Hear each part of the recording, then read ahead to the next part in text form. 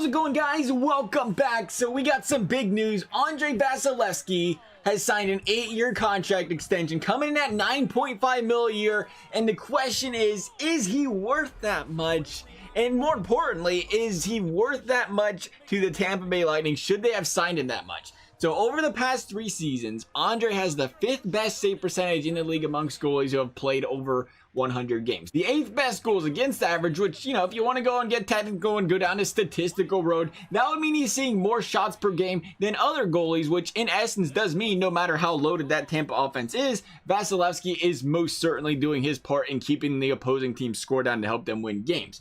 Now, over the past 2 years, he's led the league in wins in both seasons and been a Vezina finalist and winner in those 2 respective years. In his first 3 years as a netminder, he has over a .920 save percentage, and I don't think there is any question he is proven that he is an elite goaltender in the league. The question just comes down to, was he worth $9.5 million a year? $9.5 million a year makes him the 3rd highest paid goalie in the league. The 3 previous goalies who were the highest paid, Hank Bob and Carey Price, all had one thing in common: 0 Stanley Cups. Now, none of them is the blame for that, of course.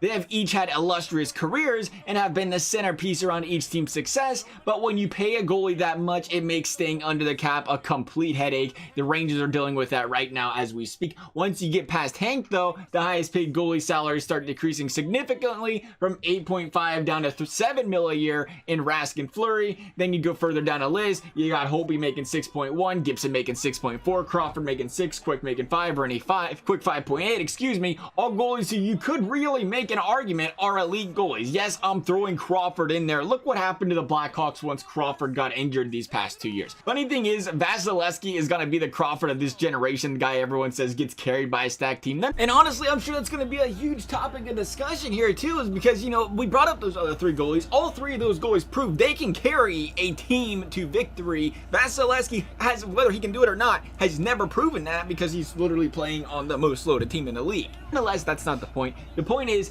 now, granted, some of these are older contracts near expiration. They are all very team-friendly contracts where, whether it was the intention of the netminder or not, they took very contract-friendly deals. And I know, you know, the cap's gone up, so on and so forth. But the cap hasn't gone up that much, where Quick's getting paid half the amount that Vasilevskiy is essentially, right? Or Pecorini for that matter.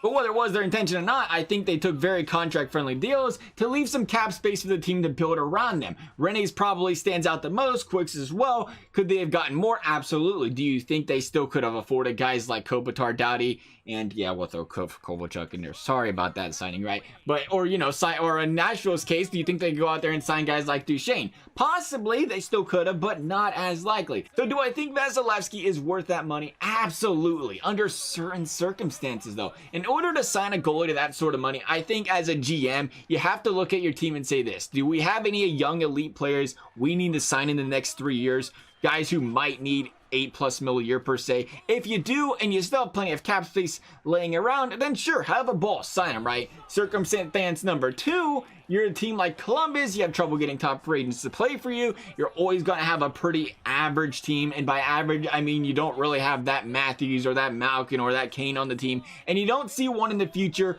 either that is going to eat up a lot of cap. So essentially, you're looking at your team and you're saying, can we win with an average to above average goalie in net? Or do we think the reason we are a playoff contender year in and year out is due to the franchise carrying abilities our goalie has at the moment? Then again, you say sign away, right? Go ahead, you're going to carry the team. We need you desperately. Kind of feel like that way with the Blue Jackets. We'll see how the backups do, but Bob has more than proven, no matter who's on that team, he's been able to carry the team to playoffs. The thing with Vasilevskiy is this, though. He's the highest paid player on the team, with the best winger in the game in Kucherov, and a guy who is widely regarded as a top 10 center in the game in Stamkos, and a guy who is expected to be a Norris Trophy winner for many years to come in Hedman. And not to mention, all these guys minus Kuch, who is getting $9.5 million a year as well, are on pretty team-friendly deals. Now, because all these guys are playing on the state taxless state of Florida, you can honestly argue Vasilevskiy's getting paid Carey Price money, or maybe more when you factor in the taxes. We're not going to go down that road. I'm not an accountant. couldn't explain it to you. Not gonna try. It's a very messy subject.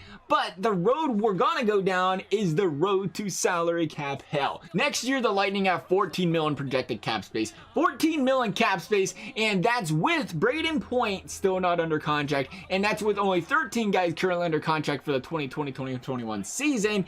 And as mentioned earlier, sure, signing a goalie makes sense if you don't have these franchise 8 mil plus players to sign. Well, Tampa has 3 of them currently signed on their roster, and they're all on the books for another 6 years. Not to mention the $6.75 million a year McDonough's getting for 7 more years, the $5 million a year Gord's getting for 6 more years. I mean, you could look at this in 2 ways though. Like, hey, we got all of our top 6 players, our top to pair out there and signed for a long time now.